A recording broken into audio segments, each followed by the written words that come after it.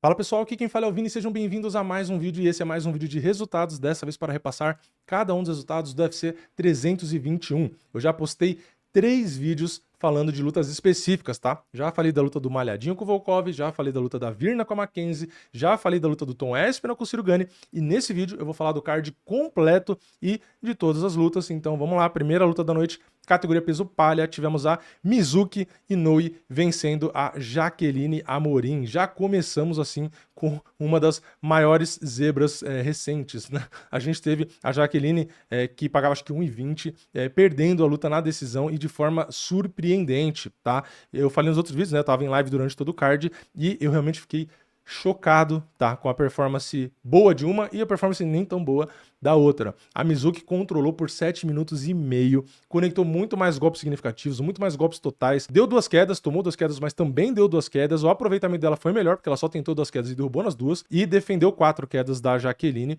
Me surpreendeu em pé, mesmo no chão se defendeu muito bem, controlou muito bem também. O gás realmente estava melhor que da Jaqueline. Então, cara, sinceramente, foi uma surpresa não grata. Às vezes a gente tem uma surpresa grata, mas foi uma surpresa que não me agradou, porque eu achava que a Jaqueline deveria vencer, e era muito favorita, e eu torcia por ela, então realmente foi já um tapa na cara logo na primeira luta do evento, tá? E infelizmente não pega bem pra Jaqueline esse resultado, porque ela perdeu de uma adversária que pagava mais de R$4, que é, de novo, cotação, é a percepção do público no mundo inteiro, porque tá todo mundo fazendo a fezinha, e aquilo ali ilustra a expectativa do público. Então a expectativa do público é de que ela venceria até que fácil a japonesa, porém ela não só não venceu, como ela perdeu bem perdido. Então não fica muito bom aí para ela esse resultado, tá? Infelizmente. Na segunda luta, na categoria peso mosca, tivemos o Mitch Raposo vencendo o Azat Maxson. Mitch Raposo que pagava R$5 para vencer, só a vitória simples, e R$8,50 na decisão.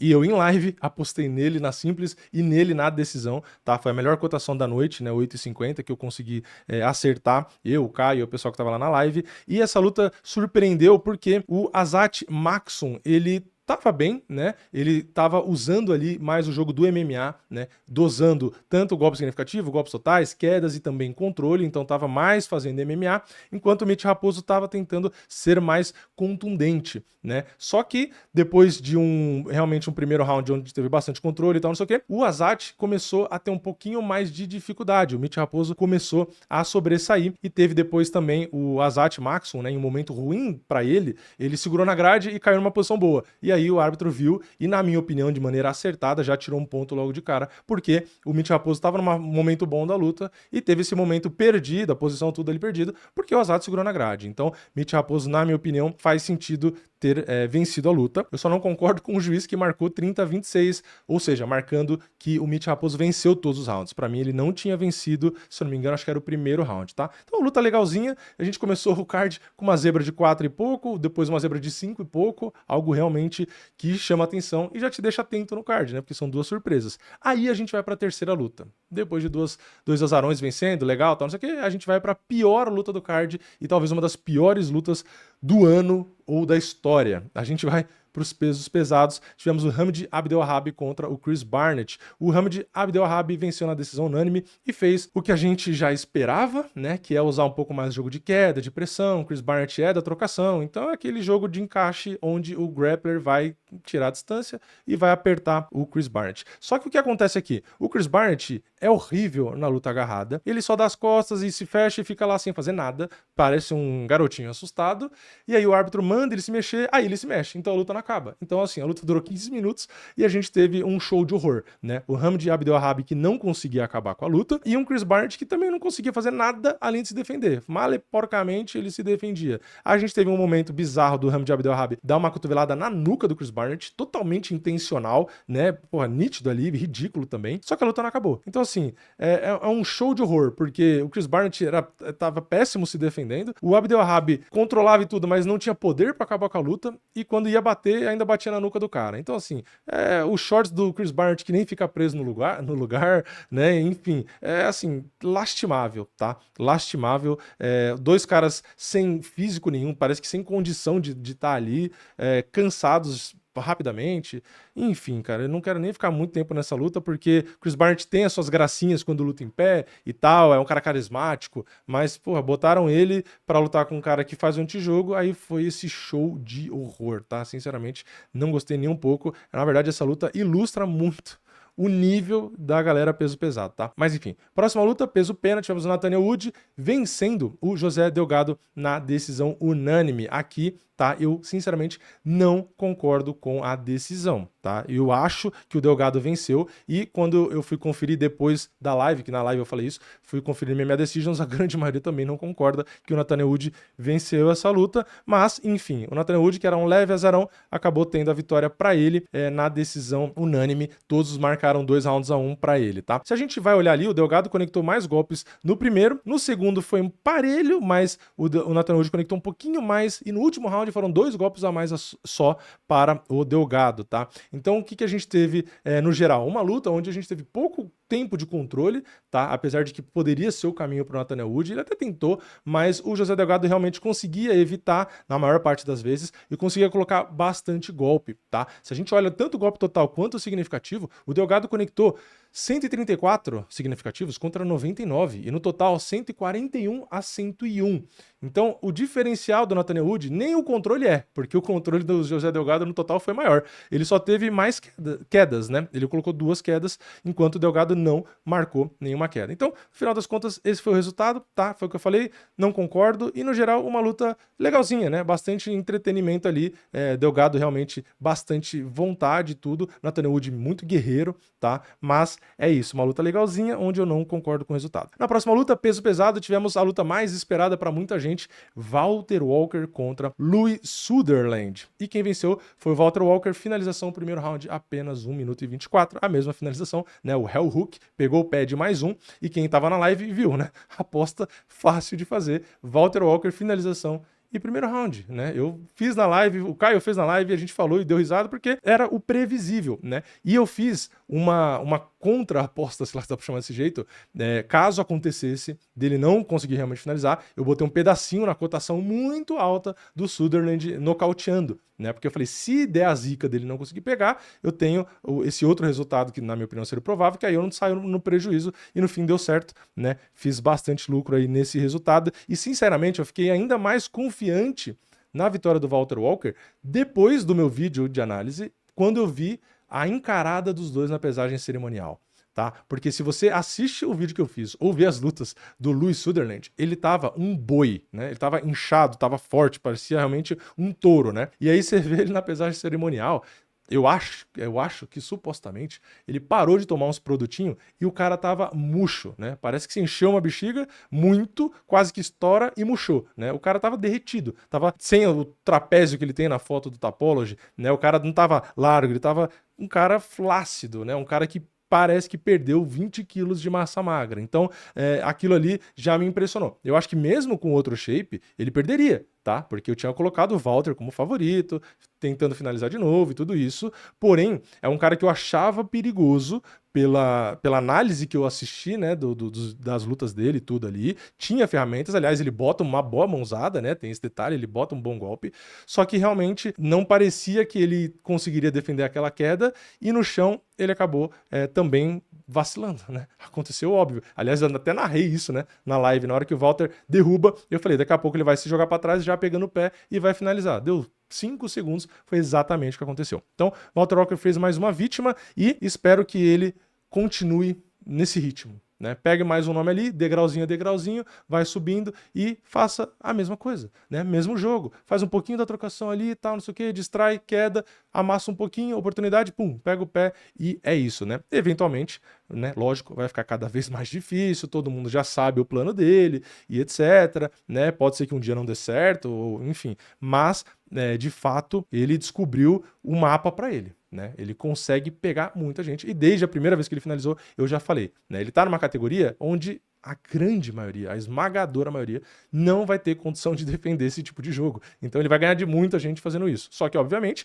quanto mais ele subir e pegar caras mais em cima no ranking, mais difícil vai ser de fazer isso. Porém, sempre existe a chance, né? Então, tá de parabéns aí o Walter Walker. Na próxima luta, no peso leve, a gente teve o Ludovit Klein contra o Matheus Rebeck. Quem venceu foi o Ludovit Klein, que era favorito, foi minha aposta, inclusive. Ele venceu na decisão majoritária, ou seja, a maioria dos juízes deram a vitória para ele. Luta legal, né? Mais uma luta estilo Matheus Rebeck, né? É um cara que apanha muito, sempre fica com o olho inchado, cortado, tem muito controle, né? Controlou por mais de 5 minutos, né? É um cara que anda para cima, até golpes totais ele conectou mais golpes, terminou o terceiro round batendo bastante no Ludovit Klein, só que ele já tinha perdido o primeiro e o segundo de forma clara, na minha opinião. Tinha perdido o primeiro e o segundo ali tomando muito mais golpes e tal, realmente muito dano, ficou bastante machucado, só que o terceiro round realmente foi difícil, tanto que um juiz marcou empate, né? Porque acaba dando 10-8 pro Rebeck, então 2 rounds pro Ludovit, primeiro e segundo, só que no terceiro marca 10-8. Então aí, como são 2 pontos de diferença, acaba marcando empate. Por isso que foi majoritária. Mas eu tô com a maioria aqui. Eu acho que o terceiro round seria um 10-9 ali. Dá pra entender o 10-8, tá? Eu entendo, mas eu acho que eu marcaria 10-9 ali, porque ele tentou bater de volta também e tal, não sei o quê. Então eu acho que dá pra passar aí de boa a vitória do Ludovit Klein. Luta legal. Depois a gente vai pro peso médio. Ikram Aliskerov enfrentou Jun-Yong Park. Quem venceu foi o bastante favorito Ikram Aliskerov. Porém, não foi uma vitória tão fácil, tá? Eu falei, né? O coreano é duro, é complicado, é chato. E o Aliskerov quase leva no primeiro round, mas depois realmente foi desgastando e tal. E não conseguiu finalizar, não conseguiu nocautear. Na minha opinião, perdeu algumas posições na luta agarrada onde ele poderia ter finalizado, tá? Se ele tivesse um ajuste um pouquinho maior no grappling, pra mim ele tinha condição de finalizar. Mas enfim, não aproveitou as oportunidades, mas acabou ganhando por um triplo 30-27. Ou seja, venceu todos os rounds. Jun-Yong Park é um cara duro, resistente, busca a luta, acerta bons golpes, mas realmente pra vencer ali na decisão, não dava, né? Depois a gente vai pro peso leve, tivemos o Killan Salkid nocauteando o Nasrat Haqparast no primeiro round com 2 minutos e 30. Essa luta era quase um 50-50, o Nasrat estava leve azarão, só que os dois estavam bem ali no começo da luta, né? Medindo a distância, os dois rápidos, fintando, enfim, tava prometendo ser uma luta muito interessante, só que o Salkid do nada tira um high kick que, meu amigo, apagou o Nasrat Haqparast, que eu fiquei até preocupado, né? Ele demorou muito pra levantar, teve uma hora que mostra a cara dele de perto, né? O olho meio que fechado, entreaberto, na verdade, e, enfim, demorou pra voltar à consciência ali e realmente não entendeu nada, né? Ele só vai entender quando ele assistiu o que aconteceu. Salkid pegou uma luta extremamente equilibrada, tanto na votação quanto no início ali da luta, só que quando veio o high kick ali, perfeito, apagou um belíssimo lutador que é o Nasrat, tá? Porque assim, o Nasrat, ele tinha 5 vitórias seguidas, pra vocês terem ideia, tá? Inclusive na mais recente, era a luta da noite, e 2 pra trás ele tinha sido agraciado aí com um bônus de performance. Então assim, vinha numa fase excelente, não perdia desde fevereiro de 2022 e foi apagado em 2 minutos e 30. Então tá de parabéns o Killan Salkid. E depois, no meio pesado, Azamat Murzakanov venceu o Alexander Rakit por nocaute no primeiro round com 3 minutos e 11. Quem viu a live pré-evento, quem viu a live durante o evento, viu que meu palpite era Azamat Murzakanov e por nocaute. Na live eu fiz aposta, né, uma fezinha. Azamat Murzakanov simples, Azamat Murzakanov nocaute, Azamat Murzakanov nocaute e primeiro round, tá? E todas deram certo. Então, essa junto com a outra do Mitch Raposo, acho, né, que foi 8,50. Essa aqui também foi a melhor, uma das melhores, né, desse card. E pra mim, era aquilo. Era um cara invicto numa excelente fase, em subida, falei até no vídeo para evento, né, não só nas lives, enquanto o outro tava numa descendência. Então, assim, dá pra entender que a cotação tava parelha, porque o Rakit é um bom lutador e tinha perdido de nomes muito grandes.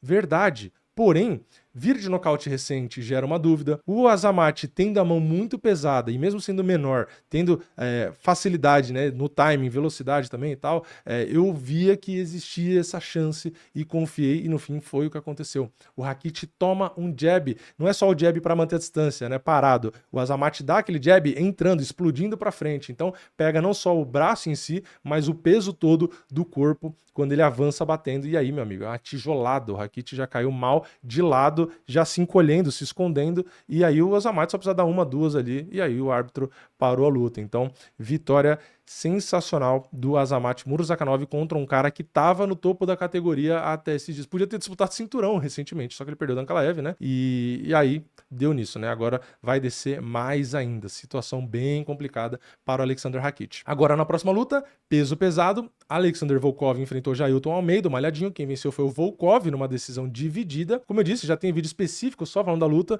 então aqui eu vou falar brevemente. Se você quiser saber detalhe, é só você pegar o vídeo que já tá postado detalhadamente eu falando da luta. Mas, em resumo, tá? A gente teve uma luta onde o malhadinho derrubou, né? 7 vezes, conseguiu controlar realmente por muito tempo. Para derrubar foi fácil, não teve muito problema ali. Basicamente nem teve luta na trocação, só que o Volkov se defendeu muito bem durante toda a luta, conseguindo até ter vantagem às vezes na luta agarrada, quando ele conseguia inverter, conseguia ficar por cima e conseguia mesmo por baixo também atingir mais, né? Ele teve mais golpes conectados ali no total. Então assim, foi uma luta onde gerou-se a polêmica, porque o malhadinho controlou por muito mais tempo, porém tiveram rounds onde o controle para os juízes, para a maioria dos juízes, não todos, acabou valendo mais do que os golpes do Volkov, mesmo numa posição de desvantagem, tá? Então, eis a polêmica, mas é isso, já entrei no detalhe no outro vídeo, então já resumi aqui também, tá? Então vamos para a próxima luta, peso galo, tivemos o Umar Nurmagomedov contra o Mário Bautista, quem venceu foi o grande favorito, um dos maiores favoritos da noite, o Umar Nurmagomedov na decisão unânime, para mim, luta completamente previsível, tá? Tudo que aconteceu aqui, nenhuma surpresa, né? Foi assim, fácil de saber o que ia acontecer. E durante a luta ficou até chato, assim, porque, cara, tava muito na cara, não teve muita chance pro Mário Bautista. Todo o controle que ele fez no Aldo lá, ele sofreu agora, porque tomou 11 quedas e não conseguia ali evoluir muito, né? Teve um momento onde foi considerado um knockdown pra ele, tá? Na estatística aqui tem realmente considerado um knockdown pra ele, então teve um lapso ali, um momento, mas, no geral, realmente foi uma luta onde ele não conseguiu fazer muita coisa, ele acabou perdendo por um triplo 30-27, tá? Então, mesmo com o knockdown sendo contabilizado no segundo round, ele perdeu todos os rounds. Então, o Umar, foi o que eu falei, em lutas de 3 rounds, que o gás dele dá para fazer pressão o tempo inteiro, mesmo um cara forte e que consegue fazer esse jogo também, sucumbiu de maneira simples, fácil e rápida. Rápida assim, né? 15 minutos.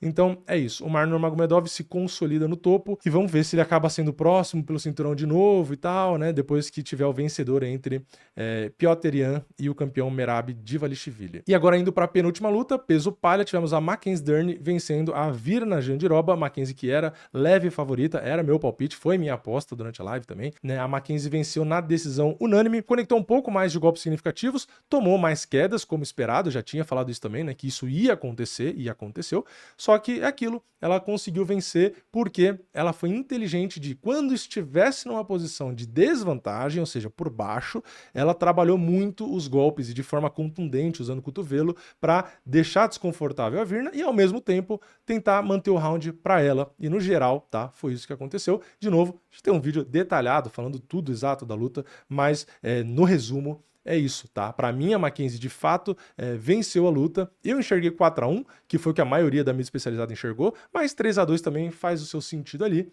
Só realmente não tem, na minha opinião, como enxergar vitória da Virna, tá? Então a Mackenzie achou uma ferramenta, um recurso para o jogo da Virna, porque a Virna geralmente derruba, controla e aí o pessoal não consegue fazer nada, né? A Mackenzie percebeu que se ela batesse ali, ela conseguiria manter a Virna um pouco mais quieta, e a Virna não poderia fazer muita transição ali espalhafatosa, porque a Mackenzie estava o tempo inteiro esperta para dar bote, né? Então, não é todo mundo que vai fazer isso contra a Virna, porque não é todo mundo que tem o jiu-jitsu da Mackenzie, né? Então, a Mackenzie conseguiu vencer mais uma vez, 2-0 para ela contra a Virna. E na luta principal, peso pesado, o balde de água fria da noite, Tom Aspinall e Ciro Gane tiveram a luta considerada uma luta sem resultado, um no contest, por conta de dedada no olho. A luta estava interessante, tá? Tava indo para um lado onde o Gane estava até melhor, estava conseguindo trocar, defender uma tentativa de queda, fez o Tom Aspinall sangrar, então é um cara que pagava R$4, até mais, né, quando ficou balançando ali, só que começou o round, começou a ir melhor, a cotação dele já caiu para 2 e pouco, então a galera ficou esperançosa de a zebra realmente acontecer, o que seria surpreendente,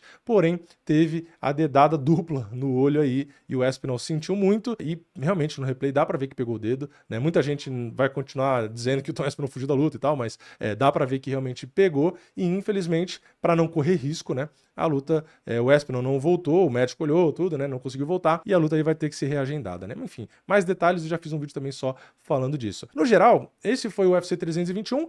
De ponto positivo, né? O horário, a gente não precisou ficar até tão tarde, porque imagina, ficar tão tarde e chegar na última acontecer o que aconteceu, ia ser bem triste, né? Então, no geral, é um card que o horário ajudou.